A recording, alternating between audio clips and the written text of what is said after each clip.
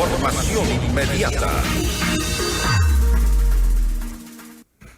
Este jueves concluyó el proceso de diálogo de la Unidad de las Izquierdas. Un plan de gobierno que incluye 8 puntos fue el principal acuerdo tras varios días de conversaciones.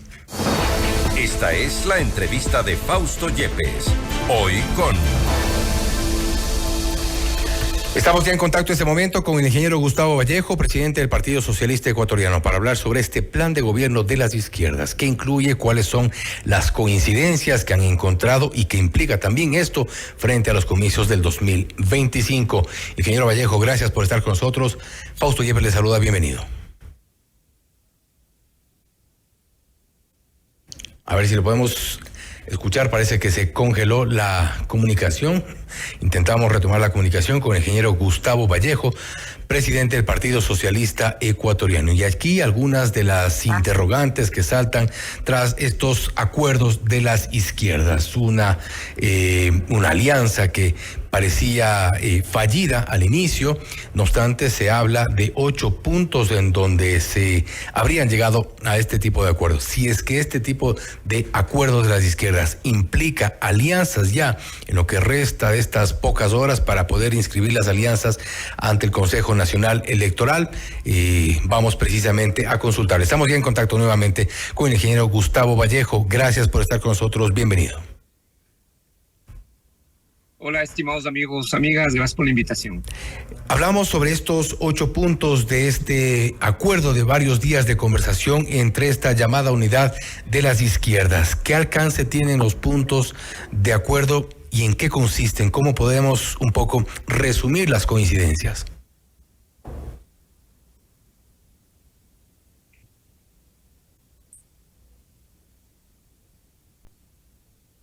Gracias. Hemos llegado a un acuerdo programático que tiene 8 ejes. Entre estos ejes, evidentemente, está establecido un eje de lucha contra el crimen organizado, un eje de productividad y empleo que tiene relación a cómo mejorar las condiciones de producción, la economía ecuatoriana. Un eje que está enfocado a todo lo que relaciona a la política social, la educación de calidad, a salud, a la seguridad social, un eje articulado a la creación, construcción de un modelo post-extractivista que protege el medio ambiente, un eje vinculado a la lucha frontal contra la corrupción, un eje vinculado a la necesidad de que el Ecuador respete la autodeterminación de los pueblos con una política internacional que esté enfocado en el desarrollo de las naciones y en la convocatoria y la lucha por la paz.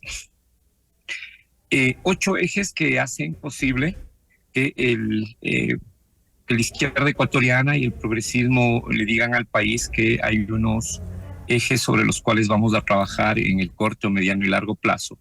Eso desde el principio se manifestó que no estaba atado a la posibilidad de construcción de alianzas electorales. En estas últimas horas entiendo que el tablero político y los partidos harán todos los últimos esfuerzos por lograr alianzas de carácter electoral. Sin embargo, desde el Partido Socialista saludamos que exista ya un programa acordado por la tendencia. Y precisamente a propósito de este programa acordado por la tendencia, y la pregunta siguiente creo que es: ¿en qué influirá respecto de estas alianzas? Muchos apuestan a una sola candidatura, eventualmente habrá algunos que tengan que ceder. No obstante, no todos se ven seguros de ceder a sus candidaturas, de eventualmente descartar la postulación para unirse a estas propuestas, a esta propuesta de las izquierdas. Pero, ¿esto logrará alianzas realmente?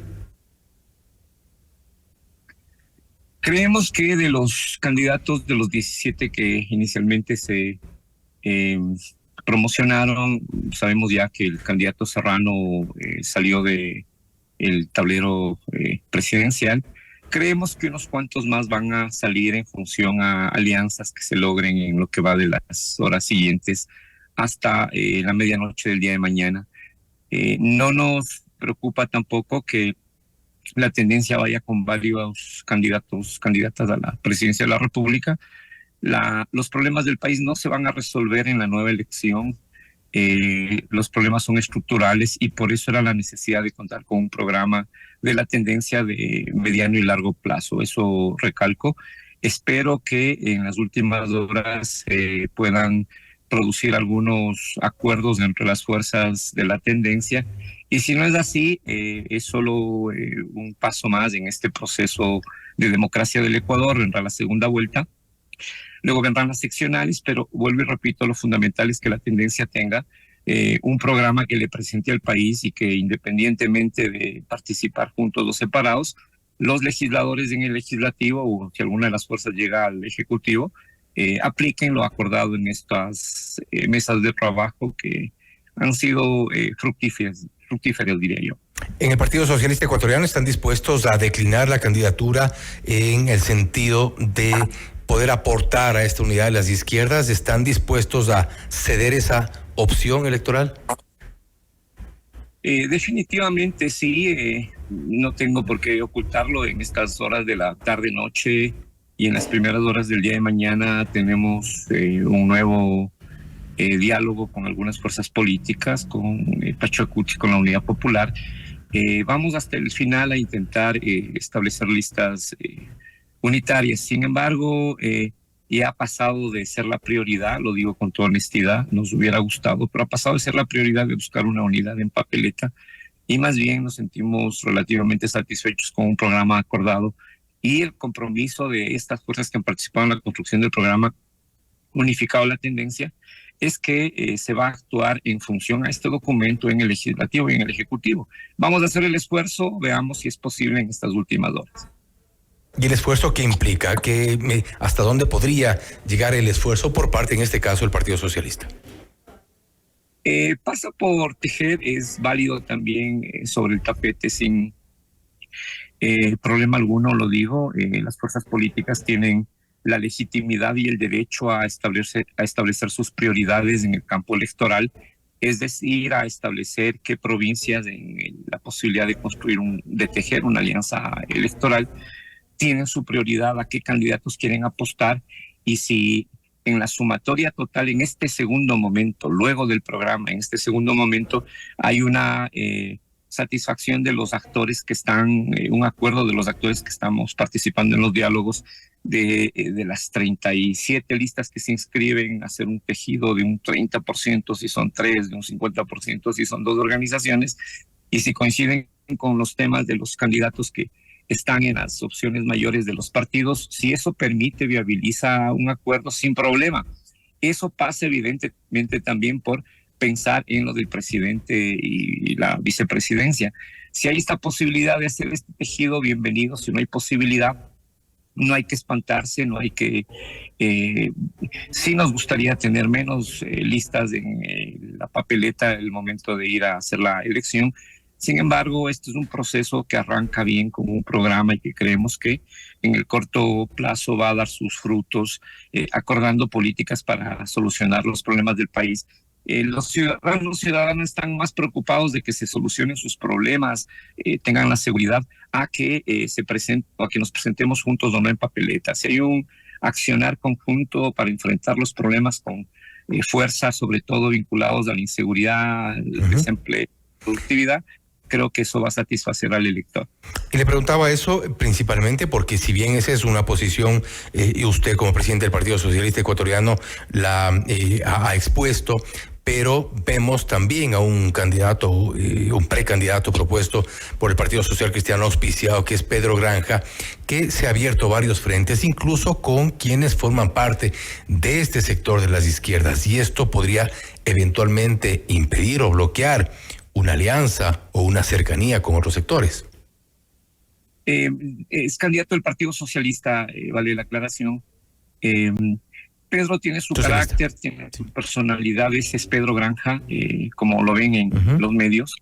Evidentemente, con las declaraciones y los choques que ha tenido, especialmente con el expresidente Correa, le hemos dicho desde el partido y hemos acordado con él en poner un tope. El país requiere de propuestas a los problemas nacionales, requiere de evitar los conflictos, requiere de unos políticos y unos candidatos que prioricen el diálogo y prioricen la propuesta al conflicto. No creo, estimados amigos, amigas, que esto imposibilite continuar con los diálogos. Hemos hablado ya con Pedro sobre las observaciones que se han hecho en los medios y en las redes sobre sus comentarios, sobre sus posiciones, y creo que hay un entendimiento ya para construir una candidatura con un candidato que se presente como un outsider, que presente propuestas fundamentalmente y no caer en el juego de los ataques y luego los contraataques. Yo lamento el incidente. El origen fue unas declaraciones del expresidente Correa. No hay justificación para que luego haya habido la utilización de los adjetivos y de los términos que se utilizaron en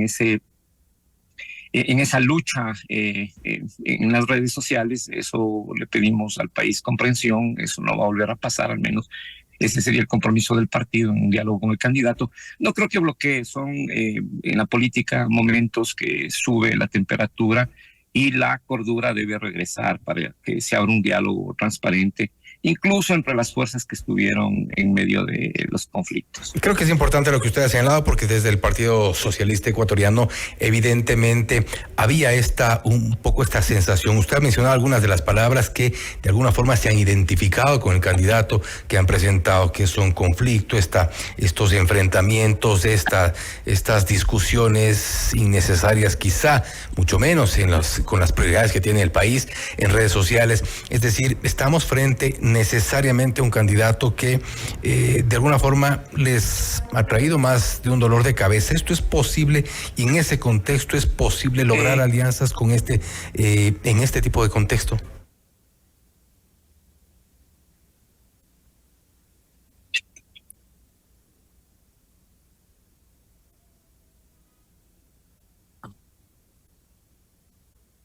Creo que la política ecuatoriana y la política mundial pasa por tener momentos de conflicto y de conflictos similares a los que hemos vivido y probablemente mayores. No quiero disminuir la gravedad del conflicto, pero son, digamos que en política, gajes del oficio.